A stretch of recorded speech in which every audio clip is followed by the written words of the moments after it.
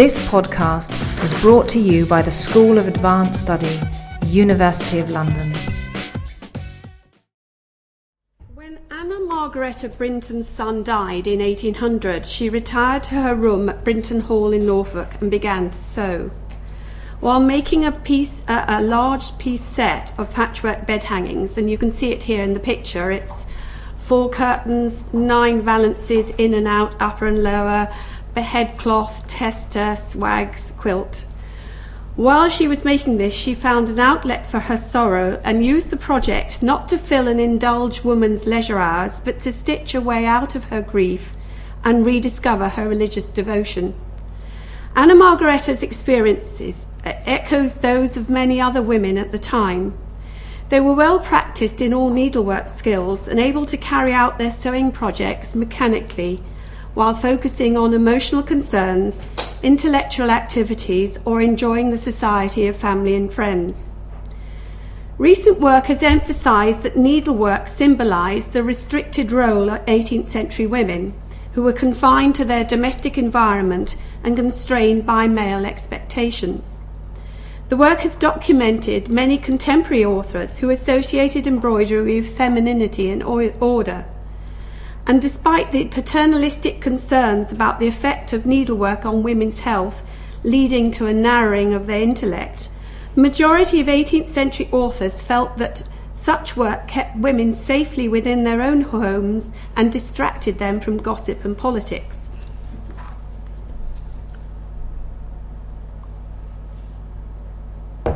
While we can accept the symbolic nature of needlework as a restrictive tie to domestic life and household chores, we cannot overlook the subversive side of sewing. Distraction from gossip and politics was far from the truth, since a needlewoman who was trained from childhood was capable of sewing while conducting conversation and indulging in chit-chat, or stitching while her mind was flying free. It would appear that some women had a different view of their work, needlework, and may have used the hours spent sewing to negotiate time for their social, emotional, and intellectual well-being.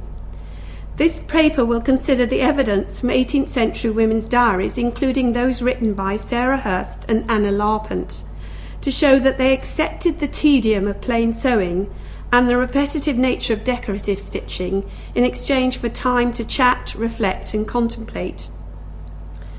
Middling and genteel girls could not avoid the pressure of learning to sew. It was a necessary skill that was required in order to prepare them for a future role as wife and mother. Women would expect to spend many hours with their needle, and even if they were in the fortunate position to employ housekeepers and sewing maids to do much of the making and repairing of textiles, they would require the skills so they could supervise their tasks and oversee a high quality of needlework. Aside from plain work, making and mending, women used their needle for decorative projects, stitching accessories and furnishing to embellish their home. Anna Margaretta Porter, born 1758, was a well-educated woman who had travelled widely in Europe with her father, Sir James Porter, an eminent diplomat. In 1782, she married John Larpent, who acted as examiner of plays in the Lord Chamberlain's office, and she took over the care of a young stepson and the management of her husband's households in Ashstead, Surrey, and Newman Street, London. She brought her background, education, practical skills and outlet to the domestic sphere and undertook the standard domestic duties that would have been carried out by generations of women. Larpent's domestic routine, maternal duties, sewing projects, religious practice and leisure pursuits were noted in a daily diary that have survived from 8 years after her marriage and continued on a regular basis until 1830.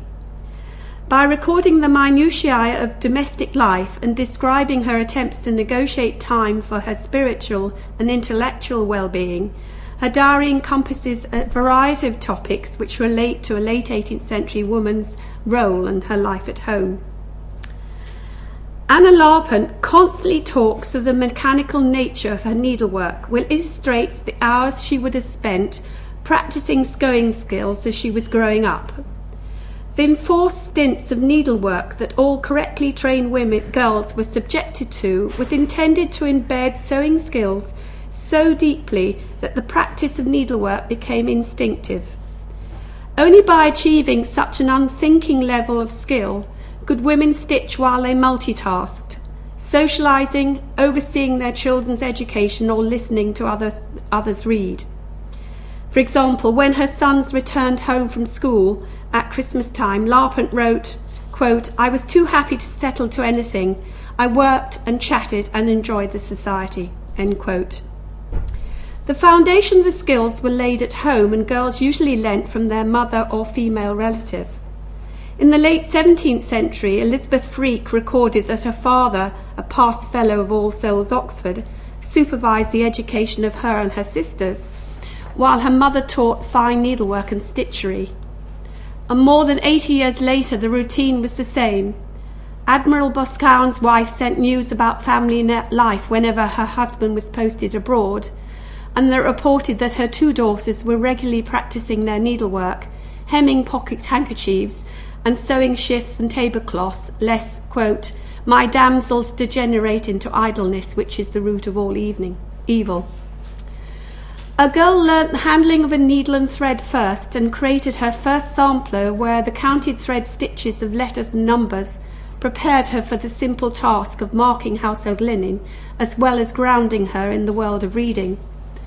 The building blocks of plain sewing was the running stitch and the back stitch, which were used in seams, and the whip stitch, which was used for attaching one fabric to another. A girl could only improve her technique and speed of sewing by practicing such stitches. Inevitably, she would be faced with long lengths of white linen or cotton, which needed seaming into shifts, shirts, and sheets. 3 shifts. Diagonal stitch required for tent work and cross stitch built up patterns on canvas and cloth. Used for furnishing, including chair seats, cushions, fire screens and carpets, the stitch was laboriously repeated row upon row to cover the pattern drawn on the foundation canvas. The monotony of the work would only be alleviated by entertaining conversation or the distraction of thought. Sarah Hurst, born in 1736, was described as an accomplished needlewoman. A member of a middling merchant family in mid-18th century Horsham, Sarah sewed not only for pleasure but to earn money while she helped her father in his tailor's shop. Her diary, which was written when she was in her 20s, details a great deal of needlework. There was not only challenging decorative projects such as her catgut apron, which took from September 1759 to March 1761 to make, but also more practical items such as handkerchiefs or shirt ruffles, which she made for her future husband, Captain Henry Smith. Sarah Hurst often set off from her home in Horsham to spend the day helping her aunt make a quilt. The social environment around the iconic American quilting bee was full of chatter and storytelling, and mid-18th century Horsham would not have been any different. When visitors came to call at the Hurst shop or home, Sarah's magnum opus, the catgut apron, was brought out to be worked on to wholesale admiration, although she did wonder, quote, "when will this stupendous piece of work be finished?" End quote. But sewing could be a solitary task, however, and needlework acted as a distraction when women worried about personal affairs. Gertrude Saville constantly sat alone at her embroidery frame, working tent stitch, quote, "without which I should go mad," and used the time to fulminate on the perceived slights from her family. Born just before the start of the 18th century, she lived a protective life as the unmarried sister of a wealthy baronet and member of Parliament, but objected to being ignored by her mother and hated her dependence upon her brother. She probably found the constant stabbing motion of the needle through the canvas emphasised her feelings. Any of you know Gertrude Saville? She was a very, very miserable lady. And anybody who's sewn canvas work knows that the stitch stabbing through the canvas creates quite a noise which you build up a rhythm to, and I can imagine it really did emphasise what she felt.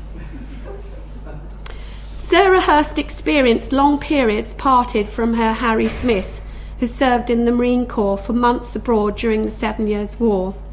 She worried about the dangers he would be exposed to on land and sea. Worked very hard fancying the pattern of my apron, but are often interrupted by people in the shop.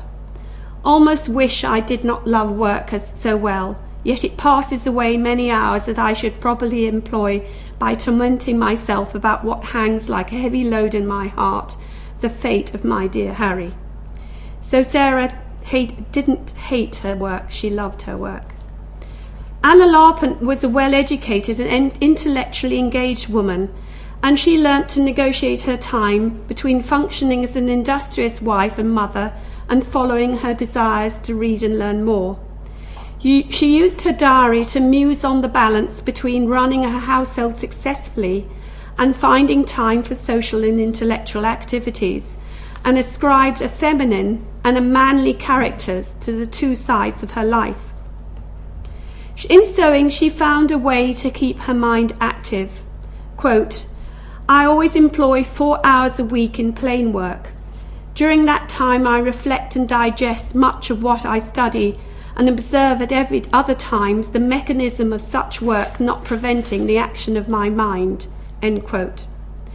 This mechanism of her work enabled her to devote time to revising what she'd read earlier in the day. After reading the first dissertation on the mission of the Apostles for 2 hours, she, quote, "made notes from it, then worked muslin work an hour to reflect over what I'd read." She studied Paley's evidences before she worked plain work 2 hours, and again so that I might reflect on what I'd read. Whenever she was upset, Anna resorted to her needle for consolation. When her son George fell ill while away at school, she did much useful work, looking over linen, mending, etc., and was not a little anxious about George. She was deeply troubled when she discovered that one of her husband's friends used the cover of social visits to woo her younger sister Clara, and spent many weeks coming to terms with the news of the impending marriage. And on receiving the news of the death of a relative, she worked all the evening, for my mind was too disturbed to read, and there is a monotony in cross-stitch and a cheerfulness in forming the various shades that soothes my mind. She was still too agitated to read 3 days later, and indulged again in painting and work. During the following month she worked tent stitch all morning, quote, "a new job of work which interested and amused my mind. I always find that work do so. The monotony and mechanism, like the returning sound of water or any other sensation that marks time, calms the spirits by fixing attention, then the glowing colours and shading please the imagination." Another period of worry coincided with her sister and family making plans to move out of London to Suffolk in 1800. She tried to distract herself by making a pattern for another cross-stitch project, and then I had a job of work which entirely occupied me, sewing on the board of a bed curtain, etc. I always find that my spirits are oppressed, and I cannot follow what I read, that some regular progressive work occupies my mind best. Family bereavement affected Anna Margareta Brereton in a similar way. She and her husband had 10 children between 1781 and 1796, but 4 of the children died in infancy. When her 14-year-old son died in 1800, her health broke down, and she retired to her bedroom, and over the next few years undertook a project to create a new patchwork coverlet and hangings for her bed and furnishing for her bedroom. She sought solace in religion as she carefully pieced her mosaic patchwork and applique designs, and found both an outlet for her grief and a reawakening of her faith. She was supported by her family, who, it is reported, rallied around to source the large variety of cotton dress and furnishing prints that made up the design. Anna Margareta's patchwork project coincided with a fashion for mourning pictures that were usually in a neoclassical style, with figures draped over tombstones and carved memorials. Anna didn't make the standard morning picture that would require thought and attention to follow a complicated pattern in a variety of colours, but embarked on a much lengthier project. She worked mechanically, wrapping scraps of fabric over thousands of hexagon-shaped paper templates and joining the patches together using the oversewn whip stitch. The unthinking work allowed her to reflect on her personal loss and meditate on the consolation offered by the Christian faith. This offered a way out of her grief, so that at her funeral service in 1819, Reverend William Upjohn asked the congregation to cherish her memory as a bright example of cheerful godliness. The long-running stitch seam in a nightshirt, the numerous diagonal stitches on the chair seat cover, or the oversewn patches on the bed curtain all served a purpose. They provided women with time to sit and contemplate while performing the needlework tasks that embodied the idealization of the practical, efficient and skilled homemaker. What Anna Larpent, Sarah Hurst and Anna Brereton knew, while they knew that sewing had tied them to the home, but it also provided them with hours of privacy where their thoughts could be their own and their worries could be addressed while their needle moved through the cloth.